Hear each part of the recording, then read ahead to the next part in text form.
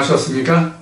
오늘 여러분들과 함께 다시 요한계시록 그동안 해왔던 거 오늘 이제 21장 다시 정리하고 22장으로 넘어가겠습니다. 오늘도 동영상을 들으시는 여러분들께 미리 당부의 말씀 드리겠습니다. 여러분들 들으시고 이 말씀에 대해서 여러분들이 신앙생활에 하나님과 성경을 아는데 도움이 되셨다면 좋아요, 구독을 꼭 눌러주시길 바랍니다. 지난주에도 말씀드렸지만 구독 부탁을 드리면 구독이 좋아요가 좀 하나 둘 들고 그렇지 않으면 전혀 응답이 없는 그런 경우도 많이 있습니다. 좀 부탁을 드리고요.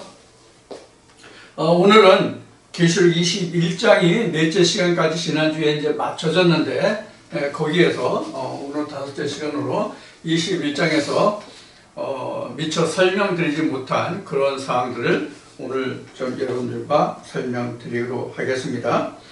그 계시록 21장 27절 그 마지막 부분에 보면 오직 어린 양의 생명책에 기록된 자들 뿐이다 하는 말씀이 나오죠.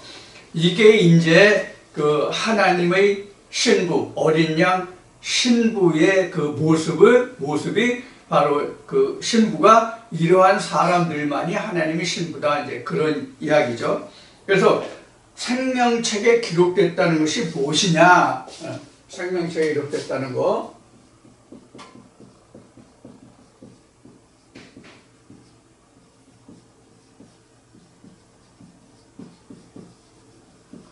생명책의 기록이란 이제 이런 것을 좀 여러분들에게 설명을 좀 하도록 하겠습니다. 이 생명책이라고 하는 그 시작이 그 어디서부터 맨 처음에 나왔냐면 모세가 이스라엘 백성들을 이끌어서 하나님의 명에 의해서 이스라엘 백성들을 이끌어서 가나안 땅까지 가는 과정이 이제 출애굽이죠. 그런데 이스라엘 백성들이 그 광야에서 그 하나님에 대한 대적을 계속함으로 하나님이 진노해서 이스라엘 백성들을 다 쓸어 버리겠다, 이들을 다 죽여버리겠다라고 그 하나님이 모세에게 말씀하셨을 때 모세가 하나님한테 항변하죠. 어떻게 항변하느냐면 하나님이라는 사람보다 하나님이라는 신이 전지전능해서 이스라엘 백성들을 이끌어서 가나안 땅에 인도하겠다고 했는데 그는, 즉 하나님은 그럴 만한 능력도 어떤 힘도 없으면서 그들을 인도해서 광야에서 다 죽게 했다, 이런 말을 하나님이 듣기를 원하시느냐? 그러므로 이스라엘 백성들이 모든 죄와 허물을 다 사하시고 만약에 하나님이 그 진노하셔서 그 진노를 푸시려면 나를 아버지의 책에서 흐리시고 저들을 구원하십시오 하는 그런 기도하는 대목이 나와요. 이게 이제 우리가 대제사장의 기도다 이렇게 얘기를 하죠. 요한복음 14장에서 17장에서도 이제 예수와 그 마지막 기도하는 그런 장면, 또 그 예수가 십자가에 달려서 죽게 될 때 기도하는 그 장면, 또 그 사도행전에 보면 스데반 집사가 자기가 돌 맞아 그 죽으면서 기도하는 그 장면이 대제사장의 기도다, 뭐 이런 그 이름들을 붙여서 말하는데 바로 그러한 것이 자기는 죽고 그 백성을 살게 하는 그런 기도가 바로 대제사장의 기도다 이렇게 얘기하죠.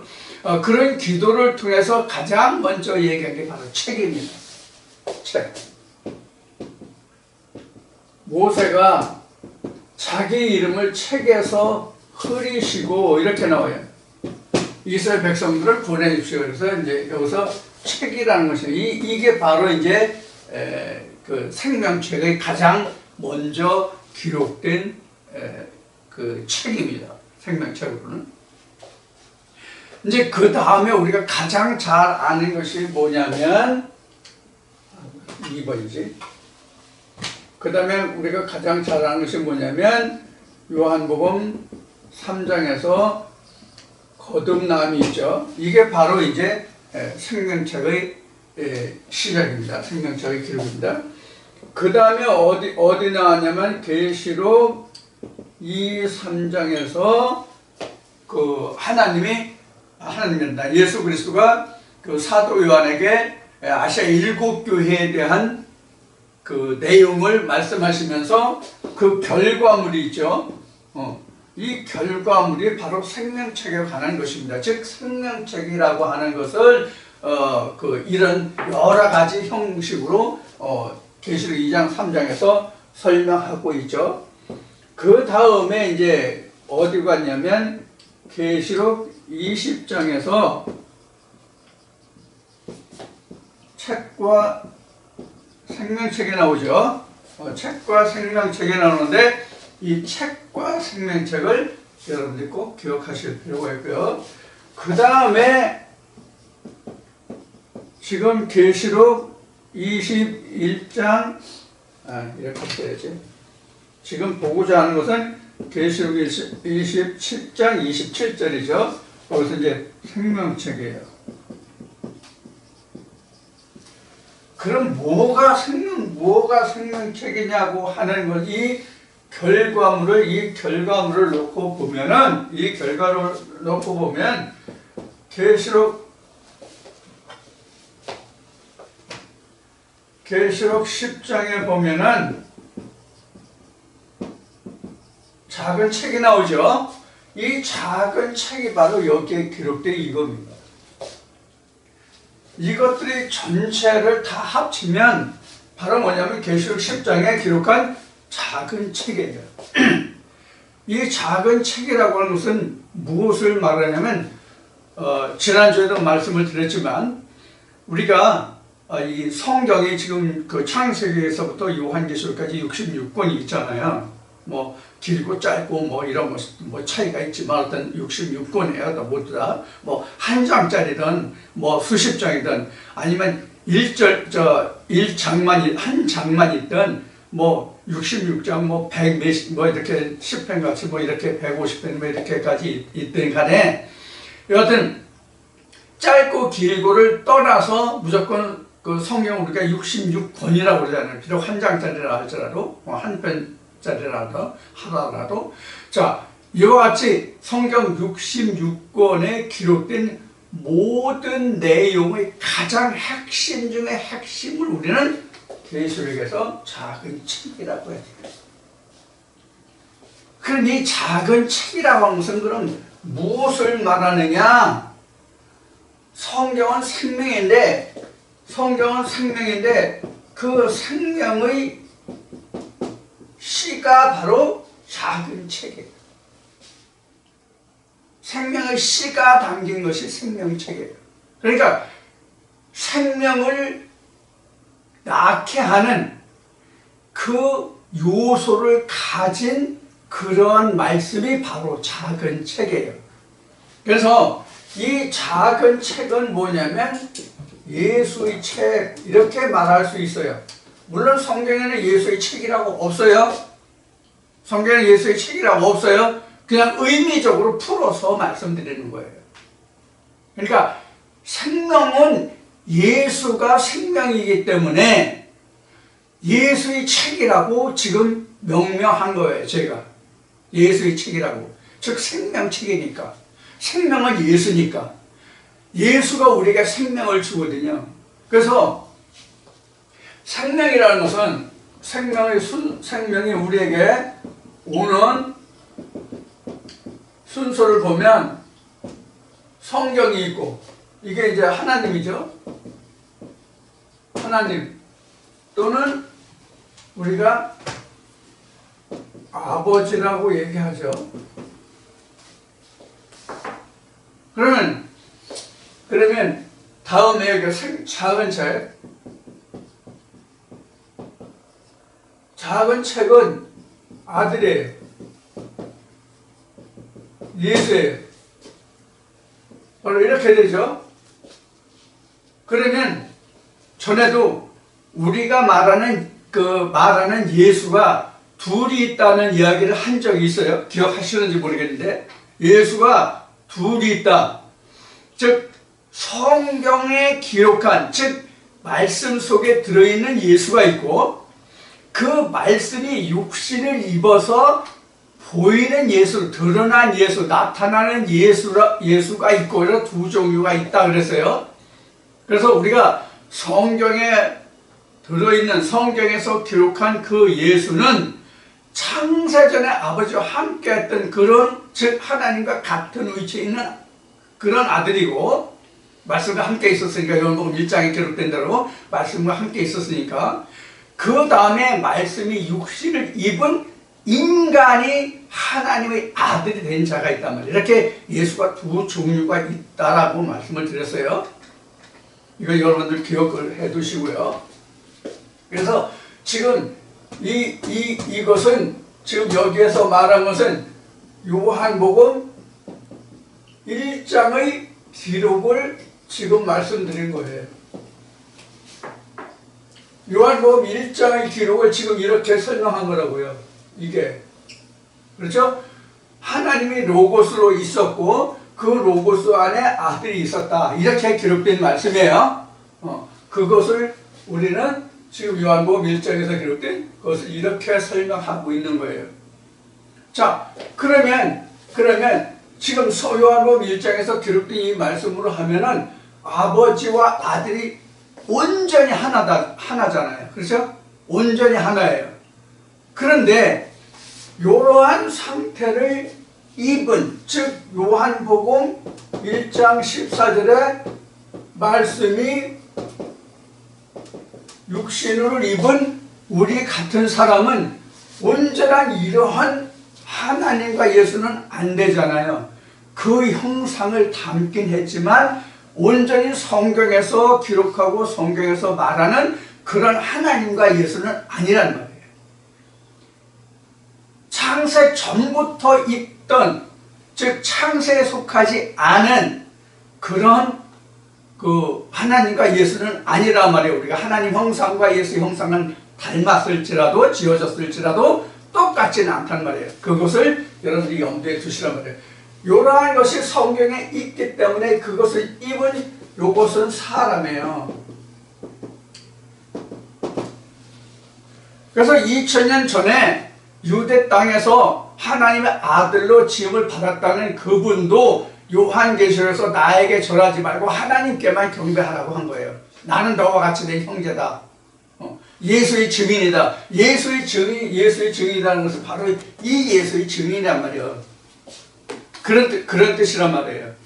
자, 그래서 작은 책이라는 것은 결국은 예수의 책이 된다 그런 얘기예요. 자, 우리에게 생명을 주는 것이 바로 예수가 우리에게 생명을 주는 거잖아요. 그래서 같은 요한복음 6장 63절에 뭐라고 했어요? 내가 너에게 이른 말이 생명이다. 영이요 생명이다. 이렇게 했죠. 살리는 것은 영이요, 육은 무익하다. 이런 말씀도 있고요. 그래서 요한복음 6장 63절에 기록한 이 말씀에 의해서 작은 책은 곧 예수의 책이다. 그렇게. 내가 너에게 이른 말. 성령이 교회들에게 하시는 말씀이죠.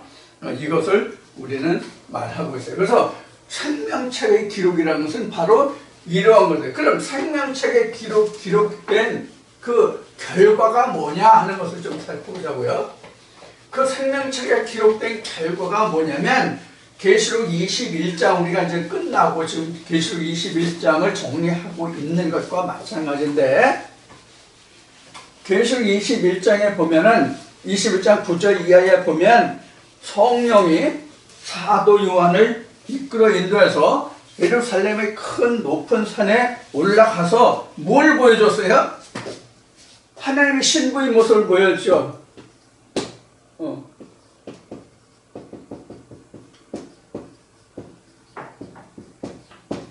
하나님의 신부의 모습을 보여줬죠. 하나님의 신부의 모습이 뭐냐 하면 생명책에 기록된 자가 하나님의 신부의 모습이에요. 하나님의 생명책에 기록된 자의 모습이 하나의 신부의 모습인데 하나님의 신부의 모습은 결국 그럼 뭐였어요? 하나의 신부의 된 모습이 결국 설명해서 뭐였어요? 하나님의 성전됨이잖아요. 하나님이 성전이 됐다는 뜻이잖아요. 하나님의 신부의 모습이 하나님의 성전이 됐다는 뜻이란 말이에요. 자, 그럼 우리가 여기서 생각해 볼 것이 무엇이 있나 하는 것을 우리가 좀 살펴보자.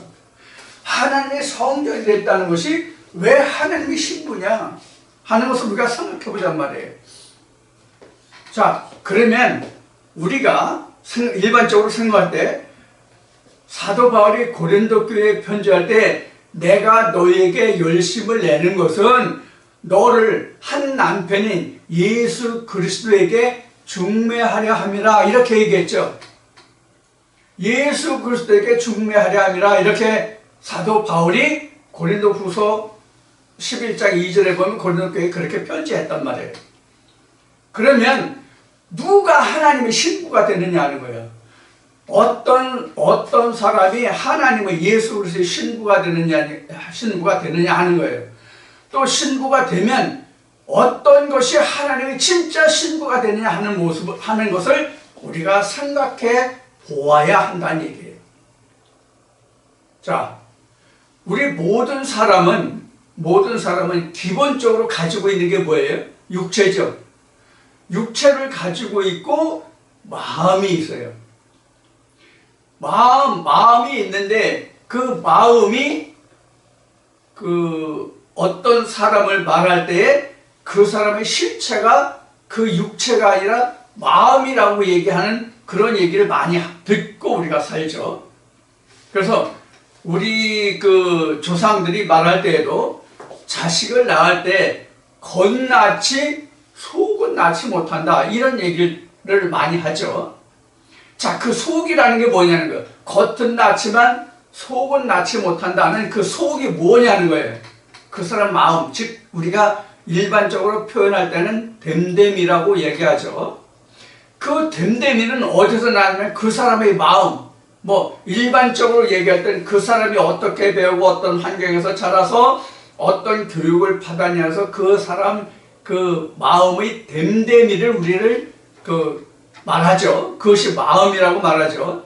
그래서 많이 배우고 자기를 수양한 그런 사람은 말이나 행동 거지가 어떻게 해요? 온유하고 용서하고 포용하고 상대방을 이해할 수 있는 그런 마음을 가지고 그러죠. 자, 그러한 사람을 우리가 좋은 사람, 착한 사람 이렇게 말하는 것과 같이 그 사람의 그 됨됨이는 겉모습에서 나오는 것이 아니라 그 속의 마음에서 나오는 것이란 말이에요. 그래서 사람을 일반적으로 구분한다고 한다면 몸과 마음이 있다고 할 수 있단 말이에요. 그러면 지금 방금 말한 사도 바울이 내가 너희를 한 남편의 예수 그리스도에게 중매하려 함이라 한다고 하는 것은 우리의 육체를 예수 그리스도에게 중매해서 한 남편인 예수 그리스도의 아내가 되게 한다는 뜻이 아니라 곧 마음을 하나님께 드릴 수 있게 한다 이 뜻이란 말이에요. 그러면 하나님의 말씀으로 사도 바울이 말한 바대로 말하면 하나님의 말씀으로 무엇을 정결케 해서 무엇을 한 남편인 예수 그리스도에게 준다는 뜻이에요? 그 마음. 고린도 교회에 있는 사람들의 마음을 하나님의 아내로 줄 수 있는 그런 수고를 한다 이 뜻이란 말이에요. 사도 바울이. 그러면 저도 지금 여러분들에게 이와 같은 말씀을 드리는 것은 여러분들의 마음이 하나님의 말씀으로 정화되고 순결하게 되고 깨끗해서 정결한 마음으로 한 남편인 예수 그리스도에게 중매하고자 함이란 말이에요. 자, 그러면 왜 사람들의 마음을 한 여자로 표현했냐면 하나님의 말씀이 씨잖아요.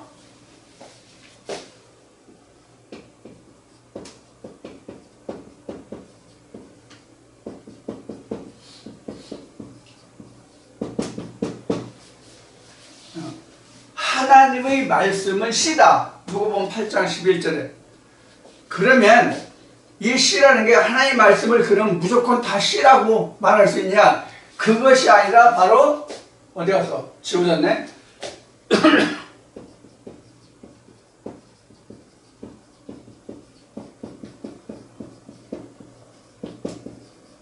이런 얘기란 말이에요. 작은 책만이 씨가 된다. 작은 책만이 씨가 된다. 작은 책만이 씨가 된다가 아니라 작은 책만이 씨다. 이렇게 말하는 게 더 타당하겠죠. 작은 책이 아닌 것은 씨가 아니다. 그런 얘기예요. 이 얘기를 바꿔서 말하면 이런 얘기예요. 로고스는 씨가 아니고 레마만 씨다. 이런 뜻이란 말이에요. 자, 로고스는 씨가 아니고 레마만 씨다. 이런 뜻이란 말이에요. 작은 책이 씨가 된다는 얘기는. 작은 책만이 씨가 된다는 얘기는 로고스는 씨가 아니고 레마만 씨다. 자, 근데 우리가 이런 게 있어요. 우리 계란을 한번 봅시다. 계란. 이제 얘예요. 얘에서 계란을 보면 우리가 계란을 섭취했다고 합시다.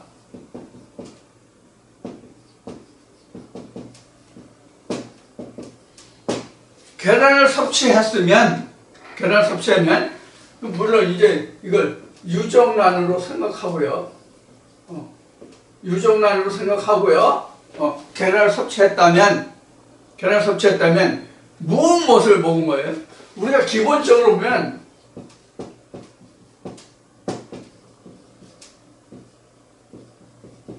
계란을 보면 흰자와 노른자가 있죠. 그렇죠? 흰자와 노른자가 있는데, 자, 흰자와 노른자가 있으면 이 흰자와 노른자 속에 뭐가 있어요? 씨가 있죠.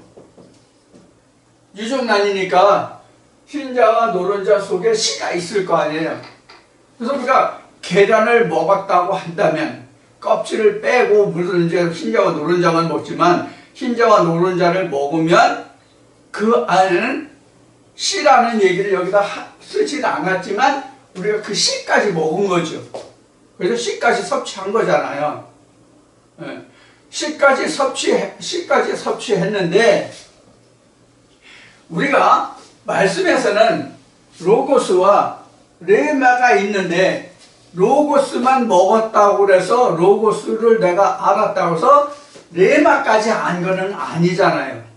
무슨 얘기인가 하면 계란을 먹으면 유정란이라고 했을 경우에 흰자와 노른자를 먹으면서 씨까지 먹은 것이 되지만 말씀에서는 내가 로고스를 안다고 해서 레마까지 아는 것은 아니란 말이에요.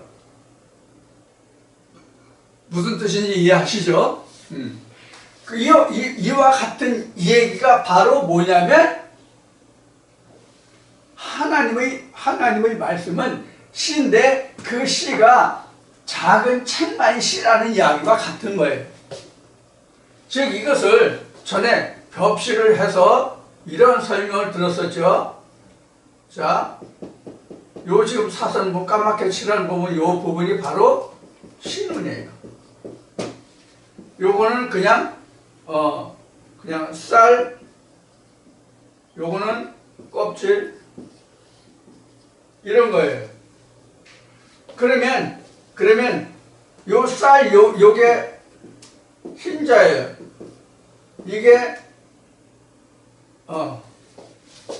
흰자 했고 이게 노른자예요. 이건 계란 껍질이에요.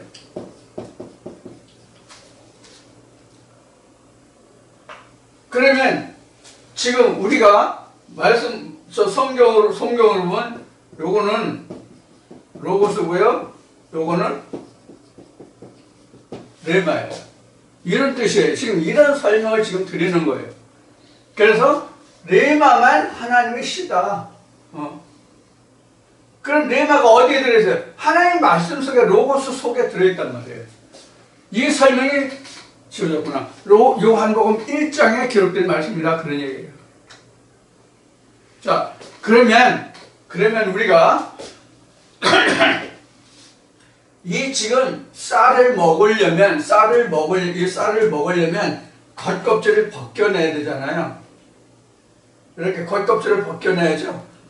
지금 이 껍질이가 다 벗겨내잖아요. 껍질 이렇게 벗겨내야 먹잖아요. 그렇죠?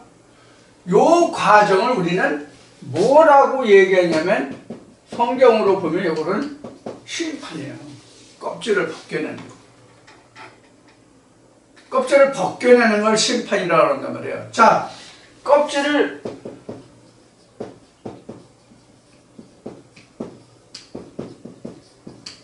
벗겨냄이 심판인데 이 껍질을 가장 먼저 벗겨낸 거로 설명한 부분이 어디예요?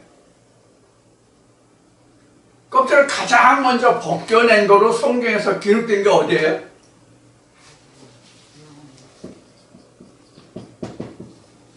이 절이에요. 왜 여기가 가장 먼저 껍질을 벗겨내는 것 내야 된다라고 설명하고 있는 거는 하나님이 보았을 때 혼돈, 공허, 흑암이 있어가지고 하나님의 신이 그 안에 들어갈 수 있었어요, 없었어요? 들어갈 수 없었죠? 그럼 들어가려면 어떻게 해야 돼요? 물을 말려야 되잖아요. 그렇죠?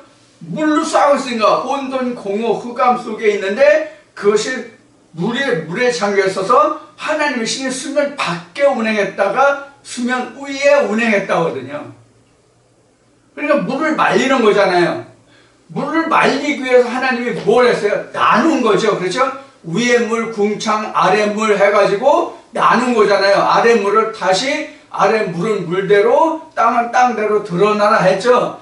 바로 이것이 껍질을 벗겨가는 과정이에요. 창세기 1장 2절이. 이게 심판이에요. 여기서부터 지금 심판이 전제되어 있는 거예요. 물을 갈라놔야 되니까. 물을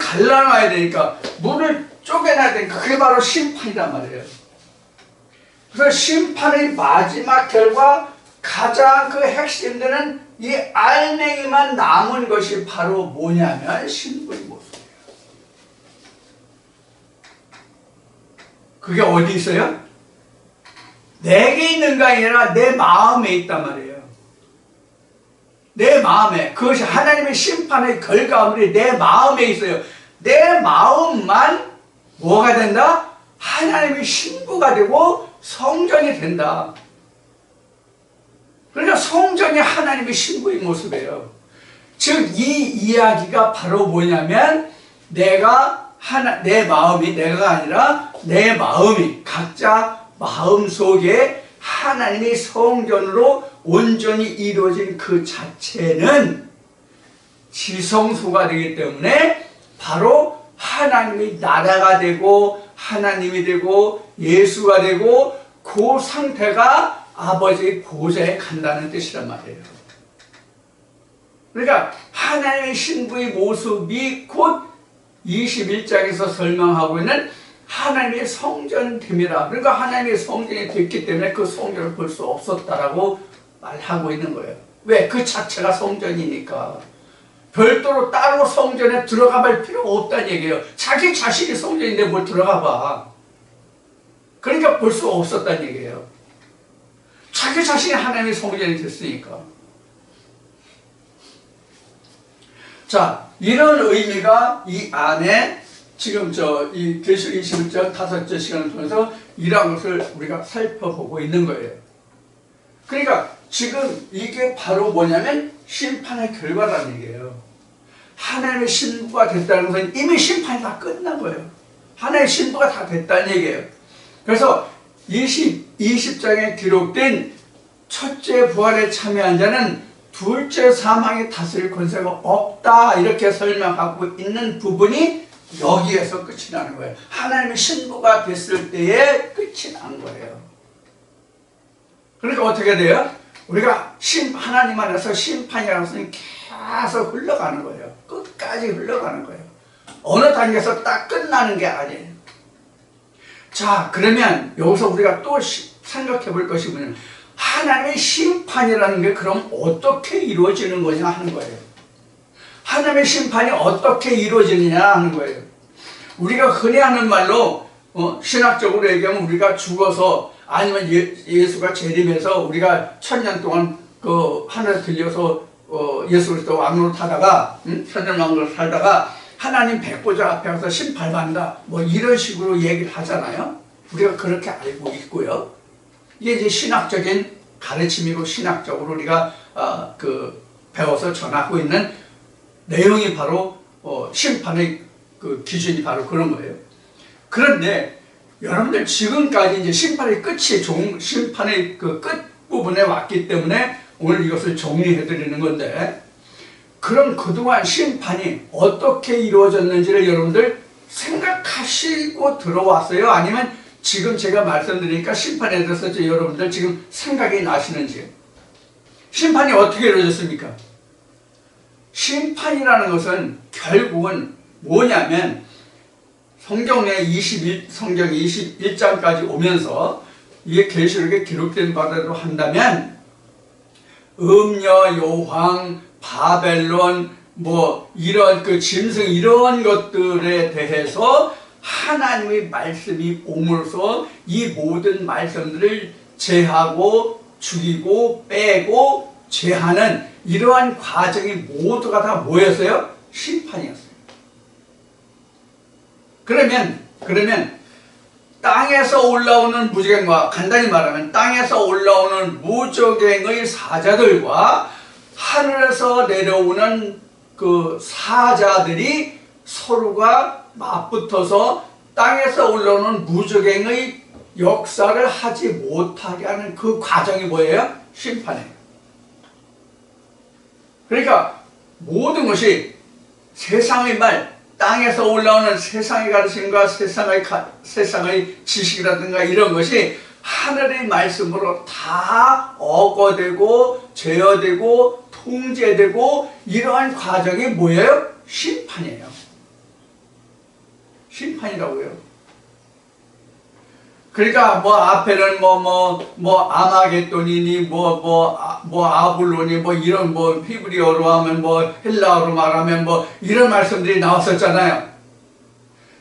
자, 그래서 이 뭐 아마겟돈이든 무기또든 간에 이 전쟁의 모든 것이 뭐냐면 결국은 하나의 말씀과 하나의 말씀이 아닌, 즉 참 진리와 거짓 진리와의 서로의 대결에서 무엇이 이기고 지는가인데 결국은 하나의 말씀이 이겨 승리하면 그것을 우리는 여기 와서 뭐냐면 생명체의 기록이고 신부의 모습이고 이러한 설명으로 지금 나왔단 말이에요. 그래서 생명체에 기록된 자가 하나님의 신부가 된다 그런 얘기거든요. 그러면은 하나님의 생명책이 뭐다 그랬어요? 작은 책이었죠. 그래서 예수의 책이 된다고 그랬죠. 그것을 지금 쭉 설명을 드렸죠. 자, 이러한 것이 지금 그 계시록 21장에 설명이 된 건데, 계시록 21장에서 이제 성판 심판까지 했죠. 자, 그 다음에 봅시다. 그 다음 거를 봅시다. 넷째로 보면 144 규빗이 나왔잖아요. 이게 그 사람의 천상, 하나님의 청량, 사람의 청량, 천사의 청량, 사람의 청량이다 이렇게 21장에서 설명하고 있잖아요. 자, 그런데 이 144 규빗이 어디서 왔냐면 계시록 7장 14만 4천에서 왔다고 이미 설명을 드렸어요. 자, 그래서 이거는 평면적인 표현이라면 이것은 어떤 표현이라고 했어요? 입체적이다 그랬어요. 그래서 여기서는 장광호가 같다고 되어 있죠. 장관고 같다. 이렇게 되죠. 그래서 이거는 입체적이라는 것은 뭐냐면 최적이란 말이에요. 그래서 최적이라는 것은 예를 들어서 메타 단위라고 한다면 삼성을 얘기하는 거고, 평면이라는 것은 바로 자승을 얘기하는 거예요. 가로 세로만 얘기하는 거예요. 그 깊이를 볼 수 없는 거예요. 가로 세로는 볼 수 있는데, 가로 세로 그 깊이를 볼 수 없는 것은 바로 평면적인 것이란 말이에요. 그래서 이것을 수학에서는 평면이다, 최적이다 이렇게 얘기하죠. 그래서 우리가 일반적으로 보면은 요 평면적인 것을 면적이라고 그러고요. 그 입체적인 것을 우리는 부피라고 그래요. 부피. 그러니까 하나님의 나라는 부피가 있는 거예요. 부피가 있는데 그 자신이 하나님의 성전이 되려고 보니까 그 깊이를 들어가 볼 필요가 없잖아요. 자기가 성전 된 것을 아는데 무슨 뜻이 이해하시겠어요? 자, 그런 이야기가 바로 그 성전 안을 내가 보지 못하였으니 그 자체가 성전이 됨이라 이렇게 설명하고 있는 겁니다. 근데 이 14만 4천에서 144 큐빗이 됐잖아요. 이게 바로 뭐냐면 계시록 20장 3절에서 천년이 차면 이렇게 나오죠. 천년이 차면 반드시 무저행사자가 올라와서 이것을 분리한다는 뜻이 나오죠. 이게 바로 심판의 끝이란 말이에요. 그 심판의 끝이 바로 뭐냐면 신부의 모습까지 와야 바로 심판의 끝이에요. 왜 신부의 모습까지 와야 심판의 끝이냐면 하나님의 신부가 되면 결혼식에서 하나님께 속하잖아요. 그러니까 사망은 죽이는 것인데 쓰는 것인데 하나님께서는 죽이는 것이 없잖아요. 사는 것만 있잖아요.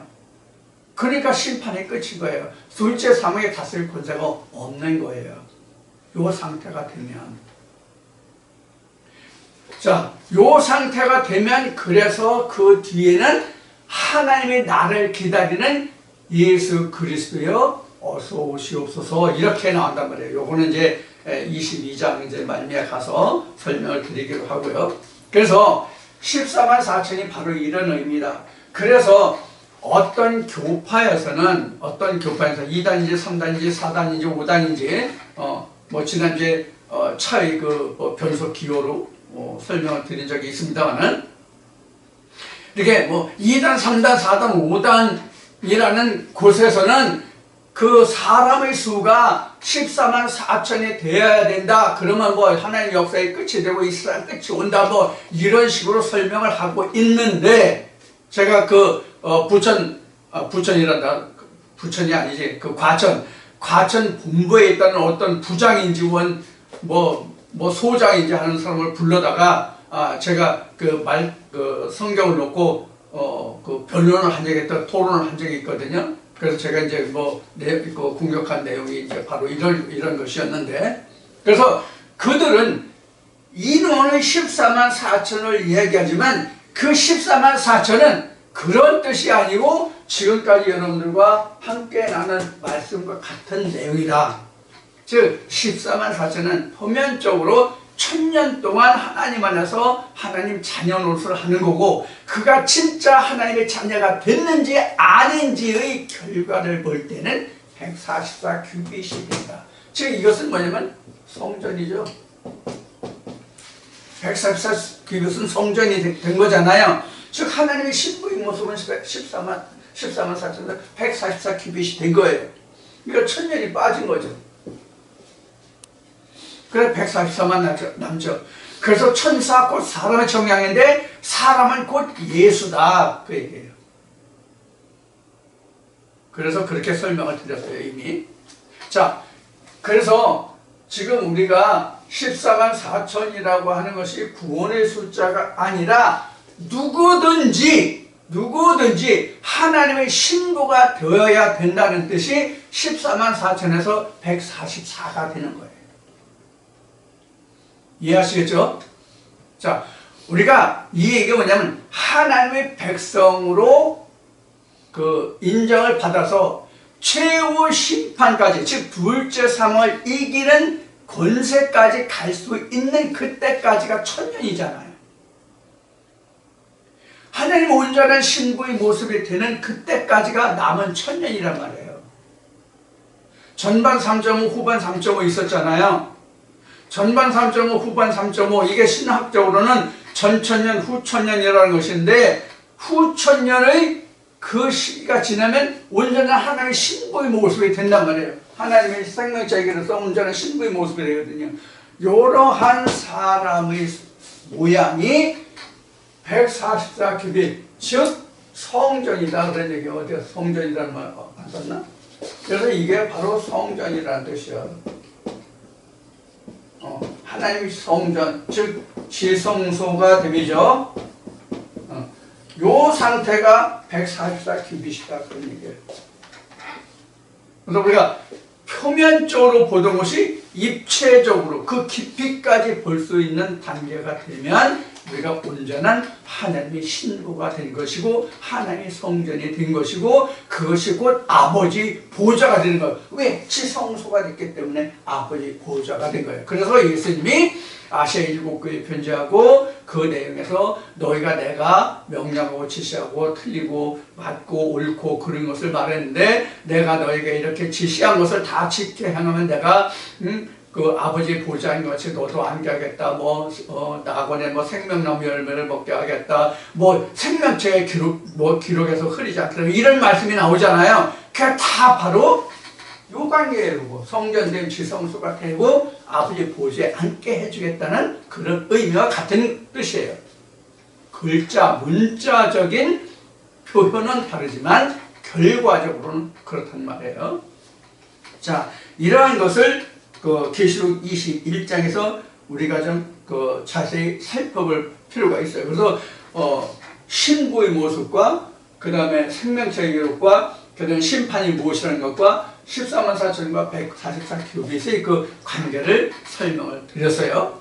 자, 이러한 관계가 다 정립이 되면, 이러한 관계를 다 여러분들이 제가 설명드린 것을 봤다고 여러분들이 깨달고 이해하실 수 있으면 바로 무엇까지 가냐면 스가랴 13장 8절의 말씀까지 여기에 연관된 요것과 4번과 자, 그러면 내가 은과 같이 순금과 정금과 정은같이 내가 심판하서 하나님 앞에 빛난 하나님의 보화로 하나님의 신부로 드러나는 것이죠. 그래서 베드로는 이렇게 말하죠. 우리가 이렇게 힘들고 어렵게 구원을 얻는 것이면 우리가 아닌 다른 사람들은 얼마나 구원에 이르기가 힘들겠느냐, 이렇게 베드로는 증거하고 있는 거예요. 그래서 우리가 쉽게 구원을 얻는 것 같이 일반 신학이나 교회에서는 그냥 믿기만 하면, 일반적으로 그 가장 묻히기만 말이라고 생각되는 부분이 바로 이런 것인데, 제가 생각할 때 그냥 우리가 믿으면 구원받는다, 믿으면 구원받는다, 아는 것으로 구원받는 게 아니라 믿으면 구원받는다, 이런 얘기들을 많이 해요. 제가 아는 어떤 뭐라 그럴까, 일반 목사들보다는 생각이 좀 깊고 또 생각하는 차원이 다른, 쉬운 말로 하면 일반 목사님들보다는 상당히 지혜롭다고 할 수 있는 그런 목사님이 계세요. 저하고 신앙할 때 같이 그때 제가 신앙할 때 그분이 이미 이제 목사님이었는데, 그런데 그분이 좀 다른 분보다 생각하는 거라든가 성경 보는 성경관이 좀 많이 다른 분이에요. 그분이 이제 저하고 얘기하면서 좀 가까이 지내고 이제 지금도 연락을, 그분은 저한테 연락을 합니다만은, 제가 이제 대꾸를 안 하죠. 대꾸를 안 하는데, 카톡이나 이런 걸로 새로운 소식이 있으면 많이 전해줘요. 제가 이제 응답을 안 하는데, 그분이 항상 말할 때 우리가 성경을 아는 것이 아니라 그냥 믿으면 구원받는다 이런 식으로 얘기를 해요. 믿음이라는 게 뭐냐 말이에요. 믿음이라는 게. 믿음이라는 것이 지금까지 저와 함께 살펴봤던 이런 과정을 다 섭렵하는 그 나머지 결과물이 믿음이에요. 다시 말씀드려요. 믿음이라는 것은 그동안 저와 함께 계시록만 놓고 얘기합시다. 계시록을 쭉 1장부터 시작을 해서 지금 21장까지 왔잖아요. 이제 그 다음 시간부터는 이 시간 끝나면 이제 22장 들어갈 건데, 오늘 둘째 시간은 이제 22장 들어갈 건데, 지금까지 요한계시록을 살펴본 현재의 과정까지 이르는 그 결과물, 즉 심판까지 끝난 그 결과물을 믿음이라고 하는데, 그 믿음이 하나님의 생명체에 기록돼서 하나님의 신부의 모습으로 나타나야만, 신부가 되어야만 그것을 우리는 믿음이라고 그래요. 그냥 믿음이 얼마나 어려운 거예요? 그냥 믿음이라고 하는 것을 우리가 교회에 다니는 어떤 행위적인 것, 또 일반적으로 말할 때 뭐 예수 그리스도를 마음으로 믿어 입으로 시인하면 구원한다, 이것을 우리가 믿는다라고 이야기하는 것 같은데, 그건 믿음이 아니에요. 믿음은 모든 것을 다 해서 심판까지 끝나야 그 결과물이 하나님의 형상으로, 즉 하나님의 지성소의 모습으로 나타나느냐, 만들어졌느냐, 지어졌느냐 하는 그 결과물이 믿음이다, 그런 얘기예요. 그래서 지금 말한 바와 같이 하나님의 신부의 모습, 즉 하나님의 성전으로, 지성소로 드러나지 않으면 그것은 믿음이 아니에요. 그래서 믿음이라고 하는 것은 뭐와 같으냐면 예수 그리스도예요. 믿음이 있다 없다, 믿는다 안 믿는다, 이것은 예수 그리스도가 되느냐 안 되느냐, 예수 그리스도냐 아니냐가 바로 믿음이 있다 없다예요. 결론적으로 말하면 그래요.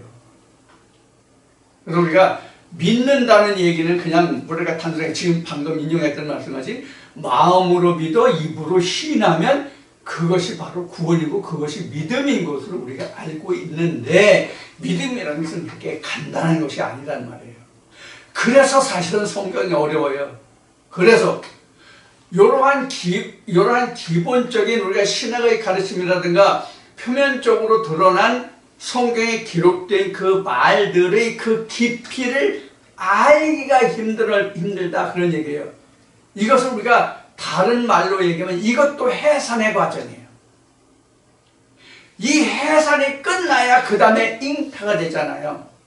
이런 사람이 인간적인 차원으로, 사전적인 차원으로 성경의 말을, 성경의 단어를, 하나님을 해석하다가 그것을 하나님의, 사람의 차원이, 사전의 차원이 아닌 하나님의 차원으로 그 말씀을 들여다보았을 때에 비로소 하나님과 예수와 성경이 보이고 드러나는 것이거든요.